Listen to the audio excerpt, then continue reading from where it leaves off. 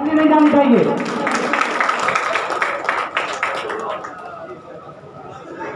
हमारे मुल्क मोर्चा के केंद्रीय अध्यक्ष टाइगर जयराम महतो और जितने भी पदाधिकारी उपस्थित हैं सबको मेरे तरफ से जोहार। और ये युवा मोर्चा का सम्मेलन है तो युवा मोर्चा के केंद्रीय अध्यक्ष को भी मेरे तरफ से जोहार और उनके साथी को भी मेरे तरफ से जोहार।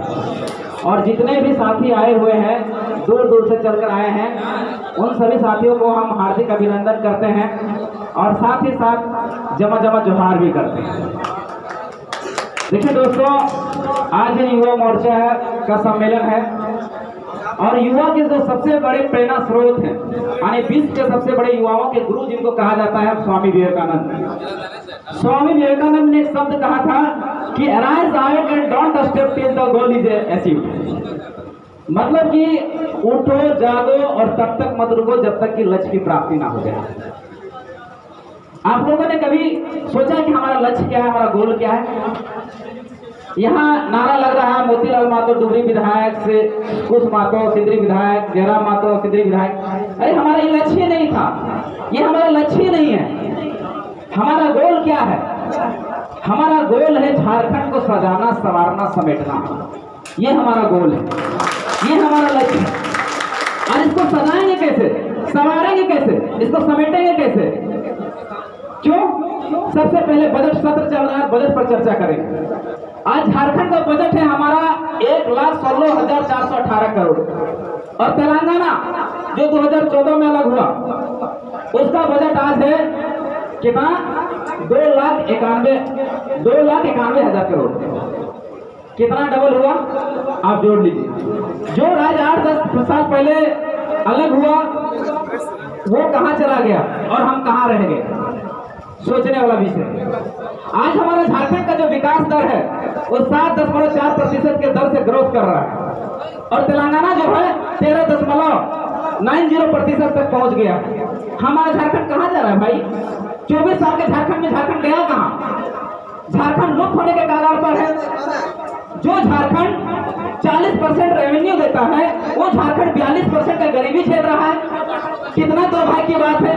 पूरा भारत का सबसे ज्यादा गरीबी वाला राज्य अगर कोई है तो बिहार है और दूसरे नंबर पर झारखंड है। कितना शर्म की बात है, सोच लीजिए आप। जो राज्य केवल कोयला में अगर बात करते हैं 23-24 का आंकड़ा, दादा शांत रवि, थोड़ा सा शांत रवि तो सीखे पारवी, डिसिप्लिन रख। बजट का अगर हम बात करते हैं, अगर हम गरीबी का बात करते हैं, अगर हम भुखमरी का बात करते हैं, किसी भी चीज का किसी भी आंकड़ा को उठाकर देख लीजिए सबसे गिरा हुआ राज्य अगर झारखंड है। क्यों भाई? जो राज्य एक साल का अगर रेवेन्यू जनरेट करता है केवल कोयला में 3637 करोड़ रुपया, 3637 केवल कोयला में। सोना चांदी अगर लोहा टीना सब छोड़ देते हैं, वो राज्य गरीबी का दंश झेल रहा है। क्यों? सवाल खड़ा होता है। सभी पार्टियों ने सरकारें बनाई, वो राज्य जहां 13 मुख्यमंत्री तक मिल गया, लेकिन राज्य का दशा कहां है? दिनों दिन हम लोग कर्जे में डूबते जा रहे हैं। दिनों दिन झारखंड का स्थिति बद से बदतर होते चला जा रहा है। क्यों हो रहा है? उसका एकमात्र कारण है कि हम लोगों ने आज तक सही व्यक्ति का चुनाव नहीं किया, एक गुड गवर्नेंस का चुनाव नहीं किया, एक अच्छे व्यक्ति का नहीं चुनाव किया। जब भी वोट का टाइम आता है हम लोग के लिए शर्म की बात है, हम लोग के लिए शर्म की बात है। जब भी चुनाव आता है हम लोग जात में, संप्रदाय में, धर्म में, लिंग में, पैसा में, कोड़ी में, दारू में, मुर्गा में, पेट्रोल में फंस जाते हैं। और जब चुनाव खत्म हो जाता है तब हम लोग कहते हैं कि हमारे बेटवा बेटिया पढ़ाइए ना मिलो, हमारे बेटवा बेटिया इलाजे ना भगो, झारखंड के विकासे ना भर लो, हमारे बेटवा बेटिया नौकरी ना लग लो। कहाँ से लाते भैया? कभी आप लोग अपने अंतरात्मा से पूछिए, कभी दिल में हाथ रखकर पूछिए कि क्या आपने कभी शिक्षा के लिए वोट किया है? किया है? कभी स्वास्थ्य को मुद्दा बनाकर वोट किया है? कभी रोजगार को मुद्दा बनाकर वोट किया है? नहीं किया। और जब इसका मुद्दा बनाकर वोट नहीं किए हैं तो चुनाव खत्म होने के बाद आप ये क्यों खोजते हैं? आप उस टाइम वोट करते हैं कि मेरा जाति का आदमी है कि नहीं, तब वोट करें। ये सीधा सीधे गिरिडीह का उदाहरण दे रहे हैं जहां से टाइगर जयराम महतो लोकसभा के प्रत्याशी थे। आज हमारे कुछ समुदायों ने अगर साथ दे दिया होता तो हम वादा करते हैं कि 14 जितने भी लोकसभा हुए उसमें टाइगर जयराम महतो जैसा कोई भी प्रत्याशी नहीं था। ये बात लेकिन इतना अच्छा प्रत्याशी हार जाना ये झारखंड के लिए शर्म की बात है। आज हमारे मुद्दे जाके लोकसभा में गूंजता, हमारे मुद्दे लोकसभा में जाके उठता, लेकिन कहाँ है? कौन उठा रहा है भाई? जिनको आपने चुन के भेजा, क्या वो उठा रहे हैं आपके मुद्दे को? नहीं उठा रहे।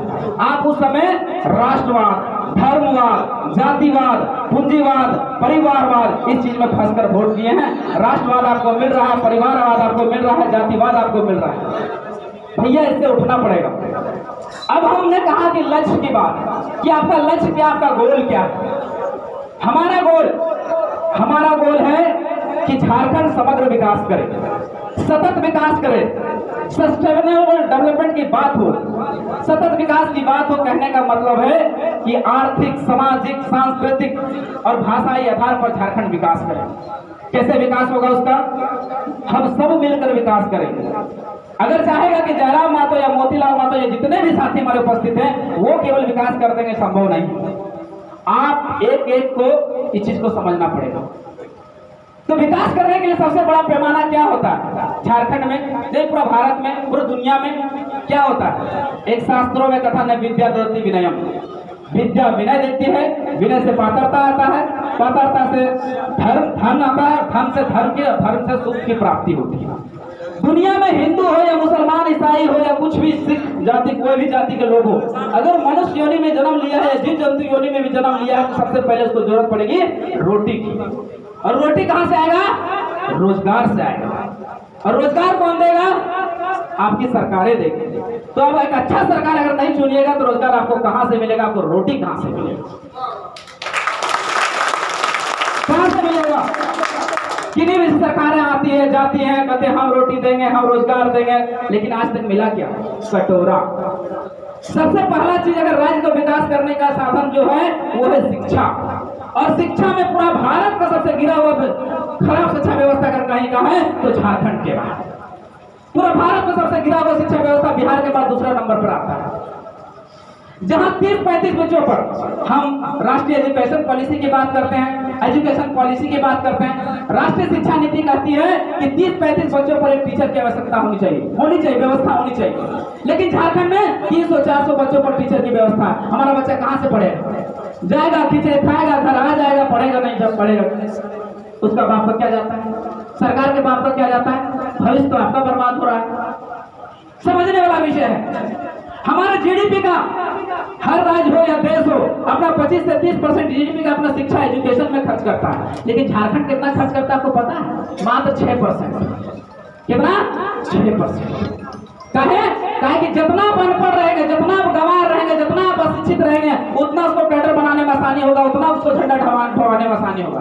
और दुर्भाग्य की बात है, जब भी चुनाव आता है हमारे लोग चले जाते हैं विभिन्न पार्टियों में, कोई हरा में, कोई लाल में, कोई गुलाब में, कोई पीला में चला जाता है, कहता है हरा पार्टी जिंदाबाद, लाल पार्टी जिंदाबाद, फलना जिंदाबाद, ढकना जिंदाबाद। अरे भैया काहे जिंदाबाद? काहे जिंदाबाद? तुम्हारा परिवार का जिंदाबाद कैसे होगा? तुम्हारा बाल बच्चा का जिंदाबाद कैसे होगा? तुम्हारा माँ बाप का जिंदाबाद कैसे होगा? ये सोचो। हम लोग नहीं कहते हैं, कोई जरूरी नहीं है जब कैसे जिंदाबाद, जयराम महतो जिंदाबाद, मोतीलाल महतो जिंदाबाद करने का। हमारी अगर विचारधारा सही लगता है, हमारी नीति अगर अच्छी लगती है, हमारा सिद्धांत अगर सही है, हम अगर आपके हक की लड़ाई लड़ रहे हैं, हम आपके अधिकार की अगर लड़ाई लड़ रहे हैं तो हमारा साथ दीजिए। और अगर नहीं लगता है कि हम आपकी लड़ाई लड़ रहे हैं तो छोड़ दीजिए, कोई जरूरत नहीं। और लड़ रहे हैं तो खुले तौर पर साथ दीजिए। हम एक बार बदलाव करने का संकल्प देते हैं, एक बार बदलाव कीजिए, एक बार। अगर हम नहीं कर पाए तो दोबारा पर चांस नहीं दीजिएगा, लेकिन एक बार मौका जरूर दीजिए। ये बदलाव करना पड़ेगा, ये हमारा गोल है। हम क्या करेंगे आप समझिए। जेबी केसेस क्या करेगा? जेबी केसेस क्या भाषण देगा केवल? नहीं, जेबी केसेस सबसे पहले रीढ़ का जो हड्डी होता है एजुकेशन पे बात करेगी, एजुकेशन पॉलिसी पे बात करेगी। अगर जेबी केसेस की सरकार बनती है, अगर टाइगर जयराम महतो मुख्यमंत्री बनते हैं, उसके साथ ही जाते हैं, सबसे पहले एजुकेशन पे बात होगी। और जितने भी स्कूल, हमारे 35,000 स्कूल है, सरकारी स्कूल, उनमें सबसे पहले टीचर की व्यवस्था होगी। अगर टीचर रहेंगे, स्कूल नहीं भी रहेगा तो बाहर में भी बच्चा पढ़ सकता है, हमारा पढ़ सकता है कि नहीं? लेकिन अगर टीचर नहीं रहेंगे, आप बड़ा बड़ा बिल्डिंग खड़ा कर दीजिए, कोई फायदा होने वाला नहीं। आज झारखंड में शिक्षकों की कमी, 2.5 से 3 लाख इमीडिएटली शिक्षकों की जरूरत है। लेकिन 5 साल में सरकार कहते आई कि हम 5 लाख सरकारी नौकरी देंगे। अरे 5 लाख को छोड़िए, इसका पूरा डाटा बताते हैं। कार्मिक विभाग की डाटा है। टोटल इन्होंने अभी 1500 अभी भी टीचर का वैकेंसी दिए, टोटल मिला के 12 से 13,000 वैकेंसी दे पाए सरकारी नौकरी। और ये गिना कौन सा नौकरी को रहे हैं? जो रोजगार मेला लगा के दिए हैं 5,000 7,000 की नौकरी, उसको कह रहे हैं कि हम 50,000 60,000, उसको भी मिला दे, इन्होंने 60 से 70,000 नौकरियां दी है रोजगार मेला वाला लगा के। बाकी सरकारी अगर जोड़े तो मात्र 15,000। पूरी तरह से विफल सरकार है। इनके वादे, इनके मैनिफेस्टो को आप पढ़ लीजिए। पहला क्या था? हम आएंगे 1932 का खतियान लागू कराएंगे, एक स्थानीय नीति बनाएंगे, नियोजन नीति बनाएंगे, विस्थापन नीति बनाएंगे, प्राइवेट नौकरियों में 75% यहाँ के लोगों को देंगे, अगर ठेकेदारी प्रथा है तो 25 करोड़ का ठेका यहाँ के लोगों को मिलेगा। अब ये बताइए, 5,000 7,000 बेरोजगारी भत्ता देंगे, 2,000 से 3,000 तक आपको चूल्हा खर्चा देंगे। आप इतना मैनिफेस्टो हमने पढ़ के बता दीजिए, क्या एक भी पूरा हुआ? एक भी पूरा हुआ क्या? फिर आप क्यों चुन रहे भाई? शर्म की बात है कि आज इस सरकार को हमने, ये जो केंद्र की सरकार है उसको 9 सीटें और इस सरकार को, इंडिया सरकार को 5 सीटें हम लोगों ने दे दिया। कितना शर्म की बात है। इन 5 सालों के कार्यकाल में हम पूछते हैं आप लोग से, 3 सवाल करेंगे आप लोग से कि क्या ये जो सिंदरी एरिया है इसमें किसी एक बच्चा को लगा सरकारी नौकरी? किसी एक बच्चा डॉक्टर बना? कोई एक बच्चा, चाहे एक आदमी का यहाँ डॉक्टर का व्यवस्था हुआ? नहीं हो पाया। क्या प्राइवेट कंपनियों में कम से कम 5 या 10,000 लोगों को लगा या 500 लोगों को नौकरी लगा? फिर क्यों वोट दे रहे भाई? इसीलिए कि हमको एक तरफ राष्ट्रवाद चाहिए, एक तरफ हमको धर्मवाद चाहिए, एक तरफ जातिवाद चाहिए, और बाद में खोजेंगे कि हमको रोटी नहीं है, रोजगार नहीं, तो ये नहीं मिलने वाला भैया। राष्ट्रवाद, धर्मवाद, जातिवाद, परिवारवाद, पूंजीवाद से ऊपर उठिए और एक सही और निष्पक्ष चुनाव कीजिए, तब बदलाव आके, तब जाके बदलाव हो सकता है। और कहिएगा कि जयराम माँ को ही बदले, मोतीलाल माँ को ही बदले और उससे ही बदलाव हो, तो ये संभव नहीं है। बहुत बड़े एक व्यक्ति हुए नेल्सन मंडेला। नेल्सन मंडेला ने एक शब्द कहा था, अगर समाज में क्रांति लानी है तो सबसे पहले राजनीतिक क्रांति लानी पड़ेगी। क्यों? क्योंकि राजनीति ही डिसाइड करता है कि आप क्या खाएंगे, क्या पहनेंगे, कैसे रहेंगे, ये राजनीति डिसाइड करता है। और दुर्भाग्य की बात है कि भारत के युवा बोलती है आई हेट पॉलिटिक्स, वह behind the reason I hate politics. आज मोदी जी ने 7 लाख पर टैक्स लगा दिया, वो चाहते तो 5 लाख पर टैक्स लगा सकता था। 50 लाख से ज्यादा कमाइए आपको 40% टैक्स देना पड़ेगा। आज आप गाड़ियों में 100 रुपए का पेट्रोल भरा के आए, आपको पता है जीएसटी कितना लगाया गया? उसमें 20 रुपए CGST और 20 रुपए SGST, यानी 40 रुपए का टैक्स लगाया गया। अगर चाहते तो उसको माफ कर सकते थे और 60 रुपए में पेट्रोल हो सकता था। ये राजनीति डिसाइड करता है। आज आप 5 रुपए का बिस्किट खा रहे हैं, ये बोतल, ये 10 रुपए की है, इसमें डायरेक्टली इनडायरेक्टली रूप से हम 2 रुपए टैक्स दे रहे हैं। क्यों टैक्स दे रहे हैं? इसलिए टैक्स दे रहे हैं कि हमारे बाल बच्चों को अच्छी शिक्षा मिले, अच्छा रोजगार मिले, स्वास्थ्य मिले, इसलिए टैक्स दे रहे हैं। हम इस लोकतांत्रिक देश में हम राजा हैं, हम मालिक हैं, लेकिन मालिक क्या हो गया? नौकर हो गया। जो नौकर था वो मालिक बन बैठा। हमने कभी आज तक, आजकल रोपा के दिन चल रहे, रोपा के हरावा जाना, हरावा बुझे? हरावा के 300 टका दे खेता ना जो तो तुरंत हारे खेतवा जो मैंने करनी रे तो कहीं तो तोरा 300 टकवा। लेकिन आज देखिए विधायकों का वेतन 2,88,000 मान लेते हैं, 3 लाख हर पर दिन देते, लेकिन कभी सवाल उनसे किए कि हमारे बच्चों को शिक्षा कहाँ मिल रहा है, हमारे बच्चों को रोजगार कहाँ मिल रहा है? नहीं सवाल किए। आप मालिक नहीं, आप गुलाम हैं। आप गुलाम हैं। आप अगर प्रश्न नहीं करना जानते, प्रश्न उठाना नहीं जानते हैं तो आप गुलाम हैं। इसको बदलिए। मुखिया हो, सरपंच हो, जिला परिषद हो, विधायक हो, सांसद हो, वो आपका सैलरी से चल रहा है। बीडीओ हो, सीईओ हो, डीसी हो, वो आप सैलरी दे रहे हैं। आप उससे सवाल जरूर कीजिए, जरूर सवाल कीजिए। जिस दिन सवाल करना सीख जाएंगे, बदलाव होना उसी दिन शुरू हो जाएगा। अब बात करते हैं स्वास्थ्य की, हेल्थ सेक्टर की। हमारे झारखंड में सबसे बदतर हेल्थ व्यवस्था, यहाँ मरे बिना कोई विकल्प नहीं। हमारे यहाँ मरे बिना कोई विकल्प नहीं है। अगर किसी तरह का बीमार पड़ गए तो यहाँ डॉक्टरों की कमी इस तरह है कि 10,000 पर एक डॉक्टर है, 10,000 लोगों पर एक डॉक्टर। जबकि हेल्थ ऑर्गेनाइजेशन WHO वो कहती है कि कम से कम 1000 पर एक डॉक्टर होना चाहिए। दवा पानी का, नर्स का तो हम बात ही नहीं कर रहे, हम डॉक्टर की बात कर रहे हैं। कितना हुआ, गिरा हुआ स्थिति है। टाइम कम है, शॉर्ट पीरियड में हम अनएम्प्लॉयमेंट की बात जरूर करेंगे, क्योंकि ये युवा सम्मेलन है और सबसे ज्यादा बेरोजगार अगर कोई है तो युवा है। और झारखंड में बेरोजगारी दर, भारत कहा जाता है युवाओं का देश है, और युवाओं का देश होने के नाते यहाँ 70 से 80 करोड़ युवा हैं। और झारखंड में अगर देखा जाए तो 3.5 लाख की आबादी में जहाँ बेरोजगारी दर 2019 में 12% थी, वो बढ़कर 18% हो गई। आने पूरा झारखंड में 18% अगर 3.5 करोड़ में निकालते हैं तो 60 लाख युवा। अगर चलिए मान लेते हैं कि 35 लाख युवा, चले 35 लाख, हम 25 लाख मान लें, यानी 25 लाख युवा पीढ़ी बेरोजगार है। ये हम नहीं कह रहे हैं, हम कोई चीज तुक्के में बात नहीं करते, हम हमेशा सटीक और विश्लेषण बात करते हैं। ये डाटा है कार्मिक विभाग का। कार्मिक विभाग ने जब हेमंत सोरेन की सरकार ने कहा कि हम युवाओं को बेरोजगारी भत्ता देंगे, इसके लिए रजिस्ट्रेशन होगा, तो वहां युवाओं ने 9,95,000 युवाओं ने रजिस्ट्रेशन कराया। कितना? 9,95,000। 9,95,000 युवाओं ने रजिस्ट्रेशन कराया। नहीं मान लेते हैं 10 लाख, यानी 10 लाख युवा पीढ़ी बेरोजगार है। कौन? जो पीजी किए हुए हैं, जो ग्रेजुएशन किए हुए हैं। क्या वो रजिस्ट्रेशन केवल ग्रेजुएशन और पीजी वाले नहीं करा सकते। हम 10th 12th पास छोड़ ही देते हैं, यानी 25 लाख युवा बेरोजगार। अब जेबीकेएसएस क्या करेंगे, हमारा संगठन क्या करेंगे, इन युवाओं को सेट कहां करेंगे, हम बताते हैं उसकी पॉलिसी। कारण बहुत है, समस्या बहुत है, लेकिन उसका सॉल्यूशन भी बताना आपको पड़ेगा।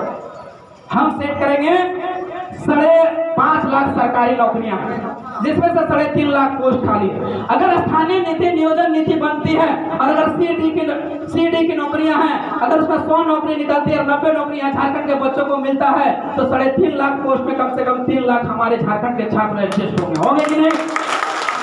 और झारखंड बनने के बाद अभी तक नौकरियों का सृजन नहीं हुआ है। कितना बीडीओ ऑफिस बन गया, कितना डीसी ऑफिस बन गया, लेकिन वहां नौकरियों का सृजन नहीं हो पाया। अगर नौकरियों का सृजन करें तो 8 लाख तक जाएगी केवल सरकारी नौकरी, तो हम वहां अपने युवाओं को सेट करेंगे।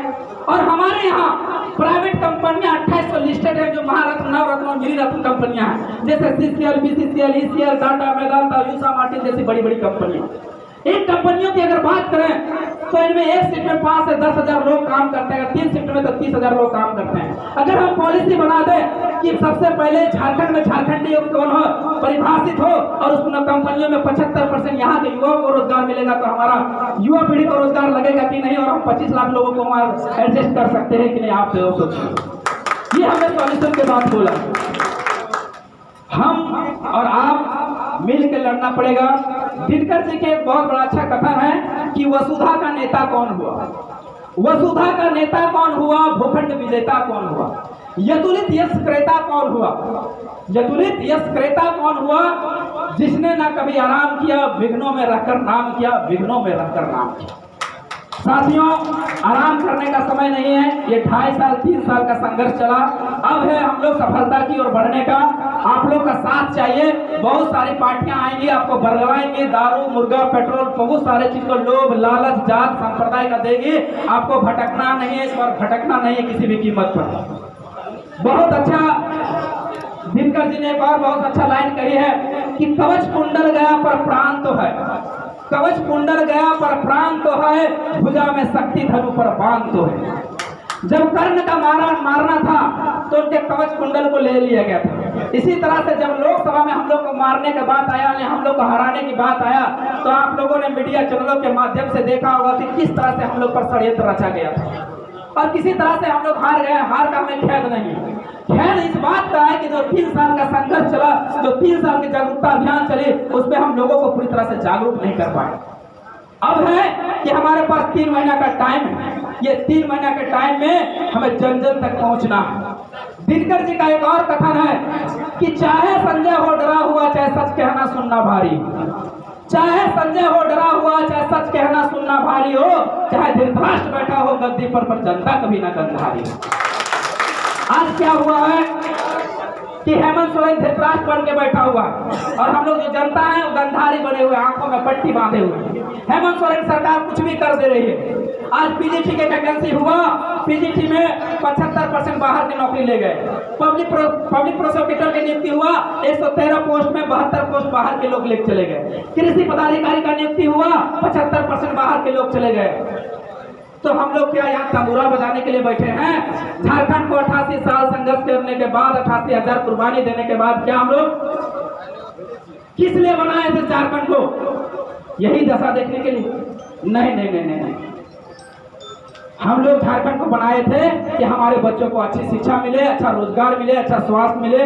बातें अनेकों हैं, बहुत सारा मुद्दा है, सारी चीजों पे बात कर सकते हैं, लेकिन समय के अभाव होने के कारण हम अपनी वाणी को यहीं विराम देते हैं। धन्यवाद।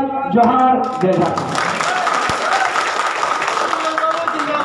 मोतीलाल माता जिंदाबाद, मोतीलाल माता जिंदाबाद। बहुत बहुत धन्यवाद दादा, ये हम इनके बीच में इतना सा बात रखा थी हम इनके बीच।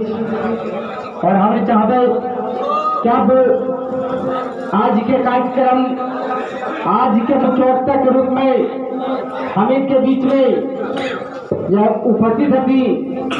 मैं चाहता कि छोटा सा शायरी के साथ में हमें दादा के आग्रह करते कि अभी बात रखती कि जब जब विश्व में अत्याचार हुआ है, एक महापुरुष का अवतार हुआ है। कहते हैं जब जब विश्व में अत्याचार हुआ है, एक महापुरुष का अवतार हुआ है। आज झारखंड राज्य में राजनीति में अत्याचार हुआ है, इसलिए टाइगर जयराम महतो का अवतार हुआ है, टाइगर जयराम महतो का अवतार हुआ है। मैं आग्रह करता हूँ आज जी के मुख्य वक्ता जेबी कैसेट के केंद्रीय अध्यक्ष आदरणीय बड़े भाई टाइगर जयराम महतो, आप सभी खड़े हो जाएंगे साथियों, खड़ा होकर ताली से स्वागत करेंगे।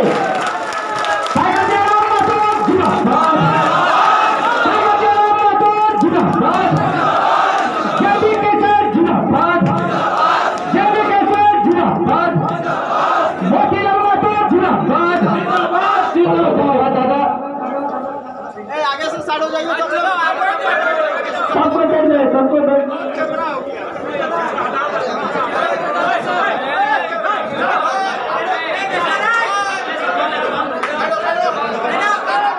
दादा आप लोग शांति बना के रखे हैं, इसलिए दादा हम इनके बीच में आ गया और गलती की किसी तरह की फिक्र ना हो।